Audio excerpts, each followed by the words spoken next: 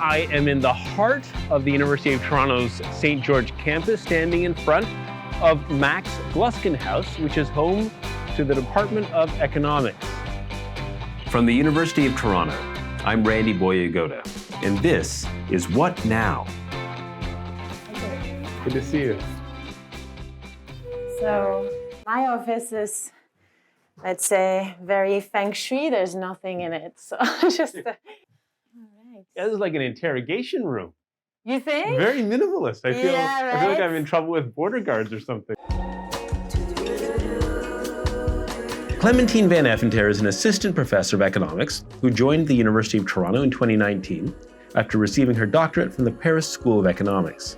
She is interested in how norms, institutions, and policies influence labor market outcomes and gender inequality. She's also a much more experienced podcaster than I am. Clémentine, bonjour. Bonjour, thank you so much for having me.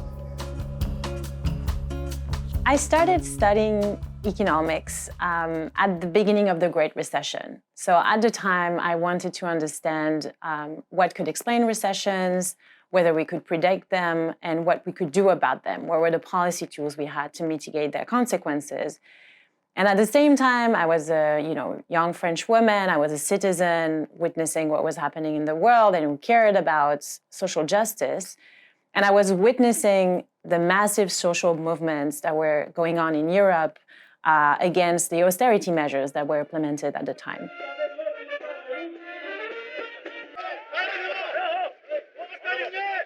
And so you clearly had, as you say, a kind of direct academic interest, but it also sounds to some degree like it was personal. You identified yourself as a French woman, as a citizen.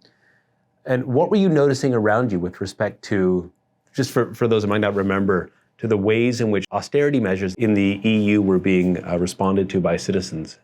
So I think at the time what was interesting is that people could understand the reaction and the outpouring in response to these measures, but we were not really aware of then the economic consequences of these mass protests or the sort of political implications of inequality. And I think this is something that economists have been more aware of in the past decade, and that's why inequality gained so much importance in the field of economics as a whole. So I think it was a very exciting time to be studying economics basically in the past decade. Now, you have engaged in public ways with these questions yourself. What is or are Inequality Talks? So I launched Inequality Talks, which is a podcast series, in July 2020, in the midst of the COVID-19 pandemic, when it became clear that this pandemic would disproportionately affect the most vulnerable groups, and it would exacerbate pre-existing unequal distribution of resources and opportunities. And so the podcast emerged as a tool to disseminate innovative research on this pressing issue of inequality. And so it's basically a series of informal 20-minute conversations, predominantly with young emerging scholars. And that was really important to me, also to shed light on the fact that this new generation of economists, more diverse, have a very different set of interests. And I wanted to unpack a little bit the making of economics as well. So now, speaking to you as an economist yourself, part of the public conversation about the economic effects of the pandemic has been to suggest, to my mind at least, two things. One, the creation of new inequalities, but I think more so the exposure and exacerbation of pre-existing inequalities. What are some of the most significant challenges of the past 2 years that, Clémentine, you think will remain challenges when it comes to inequality? So at the beginning of the pandemic, there was this notion that because the virus was highly contagious, everyone could be affected. The rich, the poor, rich countries were affected as well. And that the pandemic would be some kind of great equalizer. And we found out very early on that this was far from being the case, and that there were disparities, like you said, that pre-existed the pandemic, disparities in health, in opportunities, in the labor markets, in the household. And the pandemic has highlighted and reinforced these pre-existing inequalities. To take one example, we know that the distribution of household work within the household was far from equal. Before the pandemic, women did 2 more hours of household activities daily more than men. During the pandemic, women were twice as likely as men to reduce their working hours to take care of children. And this increase in childcare needs was caused by school and daycare closures, obviously, but additionally, they were facing also higher unemployment risk because their employment is concentrated in industries heavily affected sectors such as like restaurants, for instance. We additionally know that women were more likely to suffer from intimate partner violence during the pandemic, that they had more impact in terms of mental health. So overall, I think COVID-19 has revealed that probably we were not paying enough attention about the economics within the household, for instance. But more broadly, I think it has challenged our definition of what essential workers were, how we think about the future of work, and how we think about the safety net, for instance. So just on that point about the future of work, shorter work weeks, hybrid work arrangements, virtual work, what I think the New York Times has called the Great Resignation. Given your own interests in these areas, how do you think our norms around the concept of work have changed for the better or the worse? So I think it is important to look both at the evolution of norms and the evolution of economic forces at the same time, because norms do not evolve in a vacuum. If you think, for instance, at remote work, for instance, we know that COVID-19 drove a massive social experiment in working from home. According to a survey from Stanford, 20% of full workdays will be supplied from home after the pandemic ends, compared to just 5% before. So definitely the social stigma associated to work from home has declined. But we know that it depends very much whether firms are making the human and physical capital investment to facilitate these transitions. And remote work is not something for everybody. It's common in industries with better educated and better paid workers, for instance. And it is important to keep in mind that workers are not necessarily going to consider alternative working arrangement if that means cutting wages. There is a conversation that must be happening about wages and working conditions of low-paying jobs. And this is something that emerged around this notion of the Great Resignation. So the idea of the Great Resignation is the fact that many employers are alarmed about the current labor shortages, and they are worried that it would potentially affect the economy as a whole. There's actually little evidence that the labor shortage is caused by government benefits that would discourage work. And there's little evidence that it will harm the economy as a whole. Actually, for a lot of labor economists, it is more an opportunity than a crisis. We still know very little about what's behind this Great Resignation. What we know is potentially people's valuation of their own time has changed, in the sense that people are less eager to do low-paid work in certain industries where there are few career prospects and development, and they would decide to spend potentially more time on family, education, and leisure, even if it means less consumption. And so it makes sense that the pandemic allowed individuals to question some fundamental aspects of their work, whether it's how much control you have on your schedule, the degree of monitoring on your own work. And so the labor scarcity that we are experiencing is real, but it's potentially a way to catalyze better working conditions for those who need them most. Now, that said, let's together be a little more self-critical for a moment. When it comes to inequality, I think it's generally easier to look up and feel outraged, or to look way down and feel outraged, rather than look in the mirror and consider your own comparative privilege and security. I'll put it in a different way.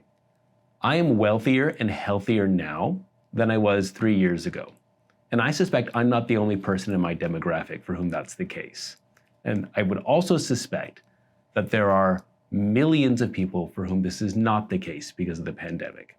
So in other words, those of us, I think, with secure jobs, living in secure places, in every sense of those terms, have emerged from the pandemic probably in better shape in every sense. And so what I'm wondering basically is, how do we deal with the fact that some people during this pandemic, not simply the super rich, have undeniably enjoyed better experiences and outcomes economically and socially than the great majority of others?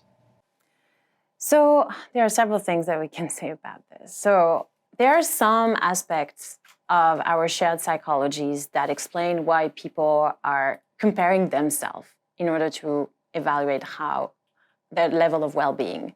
So this is not a new idea. This is something that economics has investigated a while ago with the notion of conspicuous consumption, for instance, like how much my own utility and consumption depends on what the others are doing.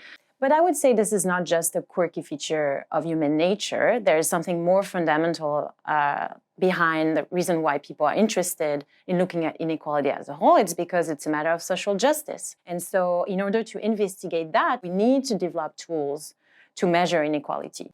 And so that's, I think, the first thing. And just going back to this idea of looking at our own situation and our own privilege, I think it is an important question that is emerging in the field of economics right now, this idea that if economics is potentially perpetuating inequality, that has everything to do with the lasting implications of the marginalized group. So there's a study, for instance, from the Peterson Institute for International Economics that came out yesterday that shows that economics is actually the least diverse profession in terms of socioeconomic background.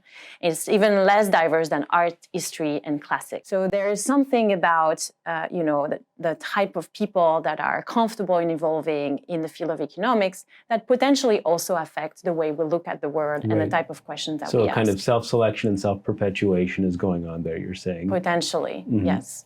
So I think this is something that we should always consider when we, and that's something I teach my students, that when you ask an economic question, first is, why do we care?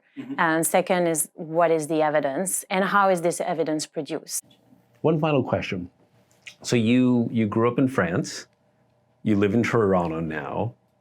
If you could describe for us some of the differences that you see in how people understand themselves in class terms. And so for two kind of juxtapositions, it's a longstanding joke that in the United States, whether you are a multi-billionaire or have no food, you self-identify as middle class. Everyone in America is middle class. In a place like Britain, there are micro distinctions between people based on their accents, for example. What do you notice about class in Canada versus France?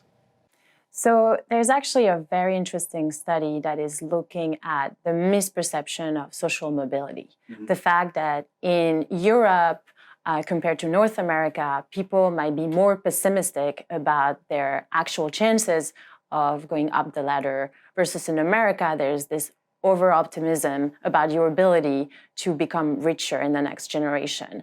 And so I think it's first fascinating to be able to document these differences.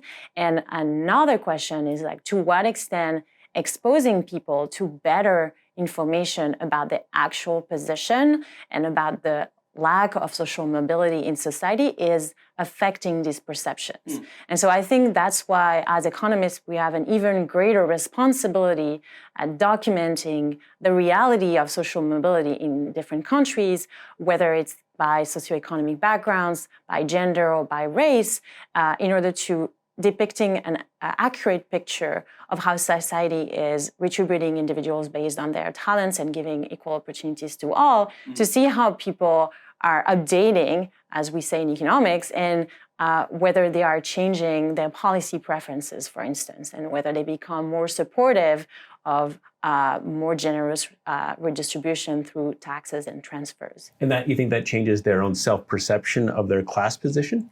Yeah, that's a very interesting field of research that people are investigating right now, whether you're more likely to change your perceptions when we are providing information about your in-group or out-group, yes, right, and so on. So yeah, that's why I really love my job, and I want to continue exploring this question. What Now is a production of University of Toronto Communications. It's hosted by me, Randy Boyagoda, and produced by Lisa Lightbourne. follow us and listen wherever you get your podcast.